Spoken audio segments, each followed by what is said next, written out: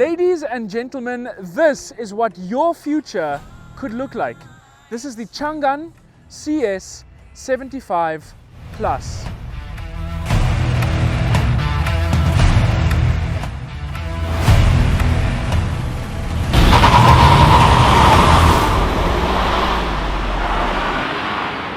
This looks like something out of a sci-fi movie. The resemblance to the concept car is so close. The only difference is that this, on this model, isn't an LED light, which it was on the concept car. But you can get that as an option, making it the longest LED light on any car ever at 2.5 meters. Ladies, sorry. If you want to drive such a good-looking car though, you can't be ugly. And to help you be a little bit less ugly, you can buy this cap on speedcomparer.com/shop. It'll help me and it'll help you. Because you're ugly. No, wait, let's try that again. Because you're great and you should buy this cap.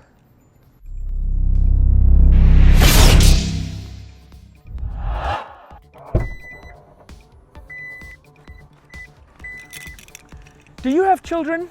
Well, you have enough space in the boot to store all your children. And are your children Dutch? Well, that's alright, because this car was developed by a global team. So even if your children are crazy big like the Dutch, they'll have space in the boot. The CS75 was designed in Italy, engineered in the UK and assembled in China, making it more international than a flight attendant's underwear.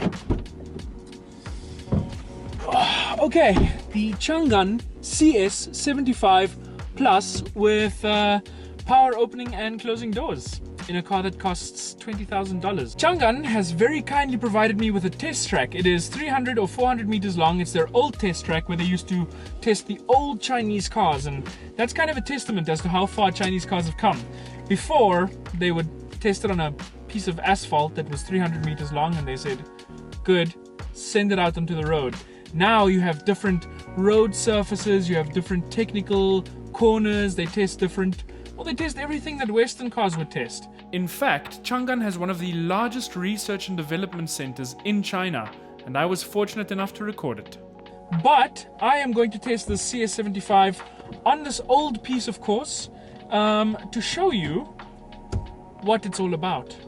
Now, this is the second highest trim level. You get the bucket seats, you get 3 screens, each are 12.4 inches. This screen here provides me with things like my speed and the revs. This screen is my infotainment screen, it's quite big. And a fun fact about this is you can mirror your phone onto the screen in landscape mode and play games. Not whilst you drive, because that'd be illegal in some countries. But you can whilst you're stationary. You can play games on the screen or watch movies from your phone.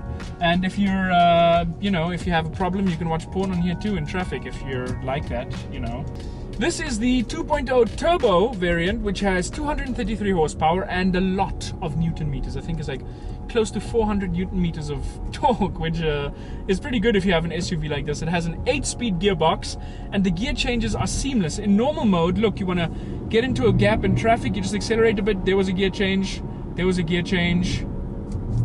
I didn't even notice that if it weren't for the revs dropping. If you do switch it, you have 3 drive modes. You have economy mode, you have normal mode, no, you have some Chinese mode that I can't read, I think that means individual. You have sport mode. Now when you switch into sport mode, it drops a gear so that you can disappear.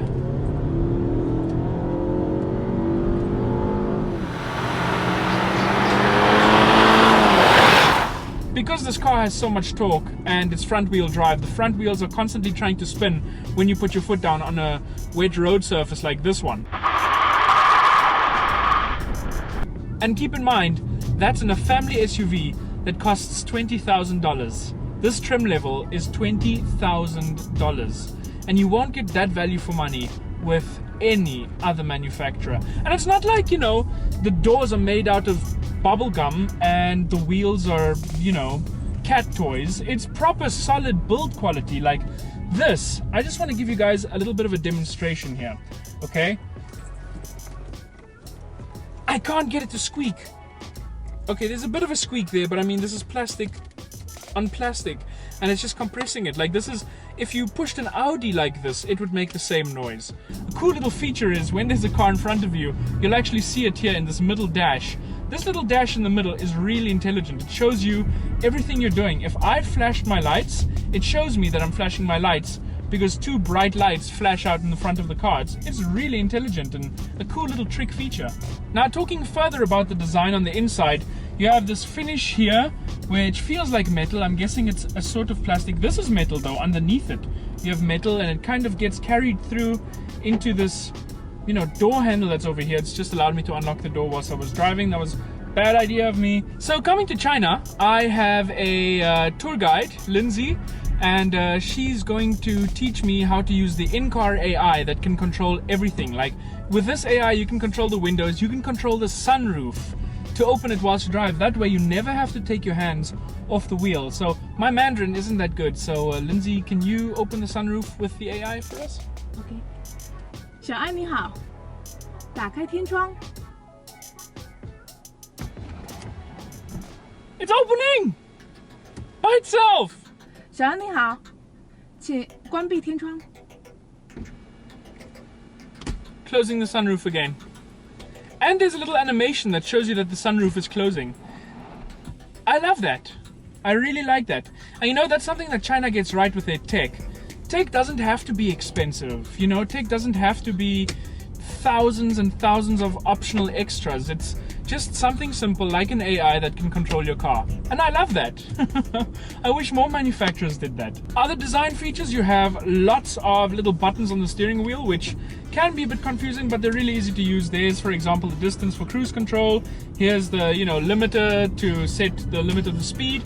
And you have a really cool little shift knob that you can just shift back and forth. It doesn't have flappy pedals on the gearbox. Is that a downside? No. But going fast isn't the only place you would want to change gear manually.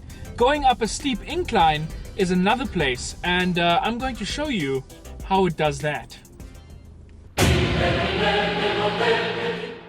Okay, this hill is quite steep, so let's fasten our seatbelts. Going to put it in drive, and then gear select mode. I'm just going to keep it in first, and let's go. Torque, baby, torque! That's what I'm talking about. There we go, up the hill like it's absolutely nothing. This car has power, but also grip.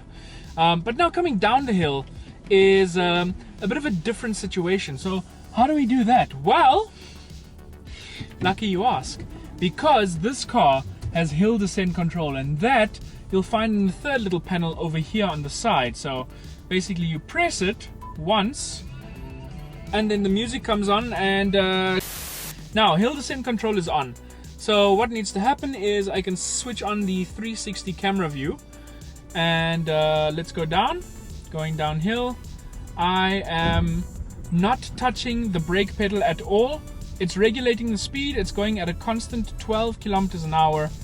Coming up to the bottom of the hill, I'm putting my foot back on the brake now so that I can control it manually, and we're down. I did not touch the brake. So this might not be an all-wheel drive car or a four-wheel drive car or whatever, but it does have some of the necessities you might need when you go off-road.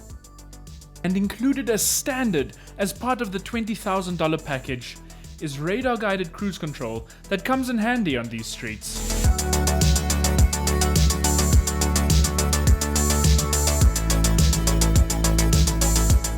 I know what you're saying. Shut up, fat boy, and tell me about the space in the back. Well, there's space in the back. Look, this seat is far back, and I can almost double fist myself. Actually, I can double fist myself. Also, lots of fisting headspace. You can adjust the seats at the back. Look, this car is amazing, and you should buy it. Downsides are... Okay, so there are a few downsides. The gearbox can react slowly at times. The steering is very light. The back seats are a bit firm and aren't very adjustable. And the ride is a bit hard. You even have climate control at the back and little vents and things you can control. USB ports. What more do you want? Indeed, fat boy. Indeed. And with a range-topping price of only $20,000, Western manufacturers have real competition coming out of China.